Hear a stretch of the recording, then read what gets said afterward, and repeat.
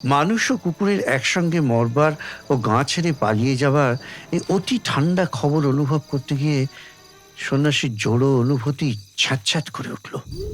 এখানকার দুপাশে শুধু মাঠ আর জলা।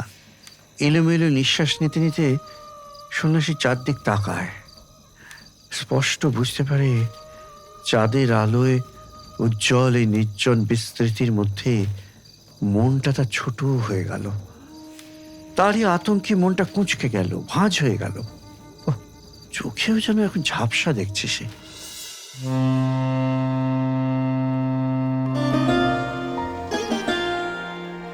মনের বন্দরে দাঁড়িয়ে নোয়ার গল্প জাহাজ এখন শুধু গল্পের সাগরে পাড়ি দেওয়ার অপেক্ষা। এই ছাড়লো গল্প জাহাজ। উঠে পড়ুন শিগগিরই। রকমারি গল্পের 7 সমুদ্র পেরিয়ে চলুন আমরা যাই অনন্য এক আনন্দ সাগরে। নোয়ার গল্প জাহাজ। শুনবেন মানিক বন্দ্যোপাধ্যায়ের গল্প 7.5 চাল। পাঠ সব্যসাচী দাশগুপ্ত। 7.5 চাল। আধার রাত, গায়ের নিঝুম পথ, বেলেমাটির কাঁচা নরম পথে সন্ন্যাসী হেঁটে চলেছিল। পথের এই গুণের কথা সন্ন্যাসীর মনে ছিল না। স্টেশন থেকে 3 মাইল দূর শালাতি পেরিয়ে আরো 4 মাইল হেঁটে পলাশমতিতে পৌঁছানোর কষ্ট সন্ন্যাসীর কল্পনায় ভয়ানক হয়ে উঠেছিল। দেহ বড় দুর্বল, কোমর আর হাঁটুতে ব্যথা, মনে মনে সর্বাঙ্গের পঞ্জীভূত ব্যথিত অবসাদ। প্রথমটা সন্ন্যাসীর স্টেশনে শুয়ে থাকবে ভেবেছিল। 4 পয়সা দিয়ে একবার চা খেয়ে স্টেশনের শেডটার নিচে চিৎপাত হয়ে রাতটা কাটিয়ে ভোরে বাড়ির দিকে রওনা হবে। কিন্তু সন্ন্যাসী হিসেবি লোক, কল্পনা করতেও ভারী পটু। সে হিসেব করে দেখল 7 মাইল পথ তাকে হাঁটতেই হবে, রাতেই হোক বা ভোরেই হোক। 1 কাপ চা খেয়ে খিদেকে মেরে ফেললেও মরা খিদে রাতভর জীবনী শক্তি শুষে শুষে আরো একটু কাহিল করে ফেলবে তাকে। ঘুম ভাঙতে হয়তো তার বেলা হয়ে যাবে। জিরিয়ে জিরিয়ে বাড়িতে পৌঁছতে এত দেরি হবে যে সঙ্গে তার 7.5 চাল থাকা সত্ত্বেও বাড়ির লোকের মধ্যাহ্নভোজটা ফসকে যাবে। হিসেবের সঙ্গে সঙ্গে সন্ন্যাসী কল্পনা করে না খেতে পেয়ে কজন তার বাড়িতে এই ইতিমধ্যে মারা গেছে কে জানে, কজন মরমর হয়ে আছে তাই বা কে জানে। 2-1 জন হয়তো ঠিক এমন অবস্থায় পৌঁছেছে, তাদের মধ্যে সোনা বৌঠান একজন হতে পারে। 7.5 চালের 2 মুঠো নিয়ে সিদ্ধ করে আজ মাঝরাত্রেও দিতে পারলে সারা জীবন মরণের সীমারেখায় টলমল করার বদলে বেঁচে যাওয়ার দিকেই কোনো মতনে টলে পড়তে পারে। আবার লড়াই করতে পারবে। তারপর কাল পর্যন্ত দেরি করলে হয়তো সর্বনাশ হয়ে যাবে। সঙ্গে কিছু ছোলাও আছে। সন্ন্যাসী তাই কিছু ছোলা চিবিয়ে 1 ভাঁড় চা খেয়ে রাত্রেই রওনা দিয়েছে। পূর্ণিমার চাঁদকে মোটে ক্ষয় করেছে 4টি তিথি। এখন জব্বর জ্যোৎস্নায় নরম পথে হেঁটে মনের মধ্যে কষ্ট পাওয়া অসম্ভব। ওহ, কি জানেই বাড়িটা টানছে তাকে। অনেকেই হয়তো সেখানে ভূত হয়ে গেছে মরে, সোনা বৌঠান শুদ্ধ। প্রথম গা শালাতিতে বরাবর একপাল কুকুর থাকত। পথিককে গা ভেদ করে যেতে গেলেই তাদের সমবেত চিৎকারে ঘুমন্ত রাত চিরকাল জীবন্ত হয়ে উঠেছে। কোনোদিন কাউকে তারা কামড়ায়নি, তারাও করেনি, তবু হল্লা করেছে প্রাণপণে। ভয় একটু করেছে বৈকি পথিকের। হাতের লাঠিটা বাগিয়ে ধরেছে শক্ত করে। সন্ন্যাসীর হাতে লাঠি ছিল না। গায়ে ঢুকবার আগে একটা ভাঙা বাড়ির বেড়া থেকে 1 খণ্ড বাখারি সে সংগ্রহ করে নিয়েছিল। কিন্তু থপথপ পা ফেলে গায়ের সীমানা সে পার হয়ে গেল। কুকুরের সে প্রচন্ড কলরব তার কানে এলো না।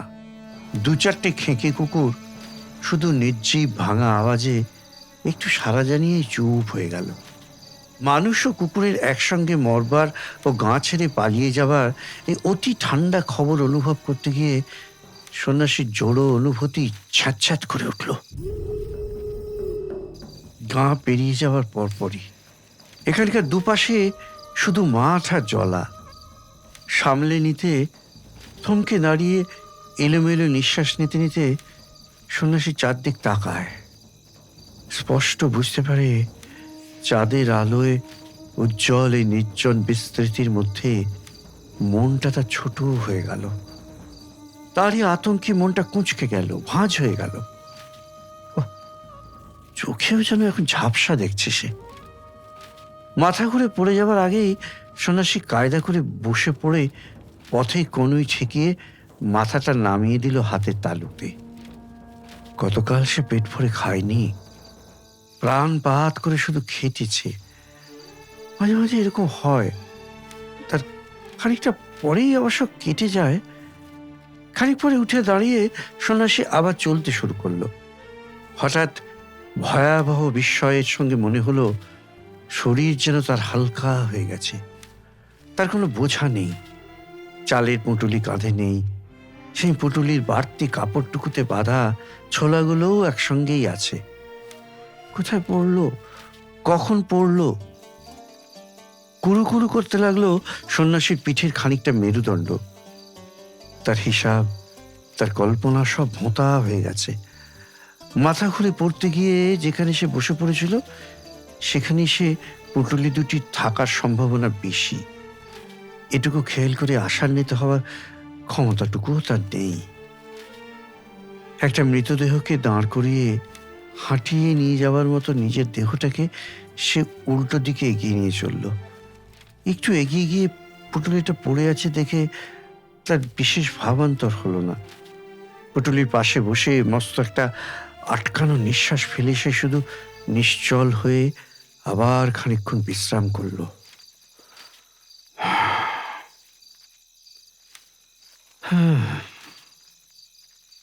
পলাশমতির কাছে পৌঁছে সন্ন্যাসীর মনে হলো সে যেন আবার আগের গা শালাতিতেই ঢুকে যাচ্ছে।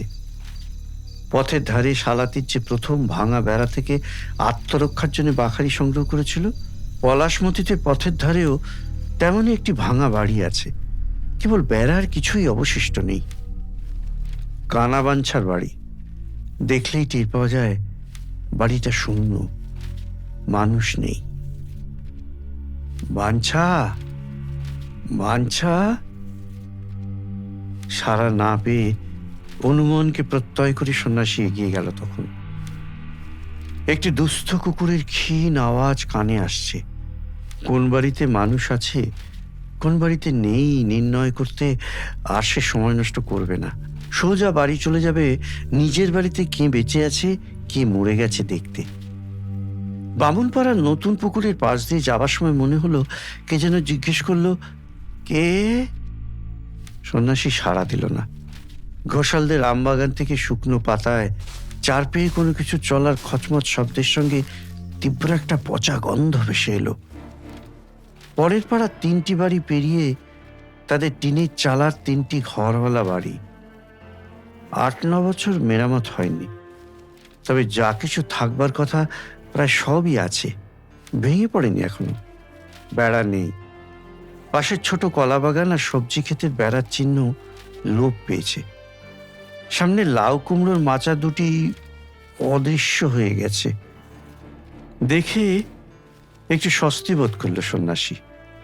বেড়া আর মাচা নিশ্চয়ই উনানে পড়েছে। উনানে আগুন জ্বলছে তার বাড়িতে, রান্না হয়েছে। হয়তো সবাই বেঁচে আছে তার বাড়িতে, একজনও মরেনি। কোনো মতে কুড়িয়ে পেটে এক মুঠো দুমুঠো খেয়ে মরো মরো অবস্থায় ছেলে বুড়ো মেয়ে মদ্য সবাই বেঁচে আছে। মনাদা? প্রথমবার একটু আস্তেই ডাকলো সন্ন্যাসী, তারপর জোরে, মনাদা। সাড়া নেই। সুবল কাকা? সাড়া নেই। সুখী পিসি? সাড়া নেই। সন্ন্যাসী একটু দম নিল। সোনা বৌঠান? সাড়া নেই। সোনা বৌঠান, সোনা বৌঠান। গলা চিরে গেল, বুক কেটে গেল, তবু তো সাড়া নেই। তখন সন্ন্যাসীর চোখ পড়ল দরজার কড়ায় আটকানো তালার দিকে। তালাটা একটা কড়ায় ঝুলছে, আর একটি কড়া ভেঙে খসে পড়েছে দরজা থেকে। ভেতরের দুটি ঘরের একটিতে দরজার উপরে শিকলে আঁটা তালা। দরজার পাট থেকে ভেঙে খসে এসে শিকলটা ঝুলছে। অন্য ঘরটির দুয়ার সপাটে খোলা। ঘরে কেউ নেই। তালা দিয়ে সবাই পালিয়েছে। সবাই। দাওয়ায় 7.5 চালের পুটুলি নামিয়ে সন্ন্যাসী হিসেব আর কল্পনা দিয়ে ব্যাপারটা হদিশ পেতে বসল। সবাই যখন বেঁচে ছিল তখন সবাই পালিয়েছে, সোনা বৌঠান শুদ্ধ না। অনেকে যখন মরেই গিয়েছিল তখন পালিয়েছে বোধহয় বাকি যারা ছিল। কোথায় পালিয়ে কোথায় মরেছে বাড়ির সবাই? সোনা বৌঠান শুদ্ধ? ভাবতে ভাবতে ঝিমোতে ঝিমোতে একসময় দাওয়া থেকে উমরি খেয়ে উঠোনে পড়ে সন্ন্যাসী নিঃশব্দে মরে গেল। মরে গেল নিঃশব্দে। এইরকম আরো গল্প শুনতে সাবস্ক্রাইব করুন নোয়া গল্প জাহাজ। প্রেস করুন বেল আইকন।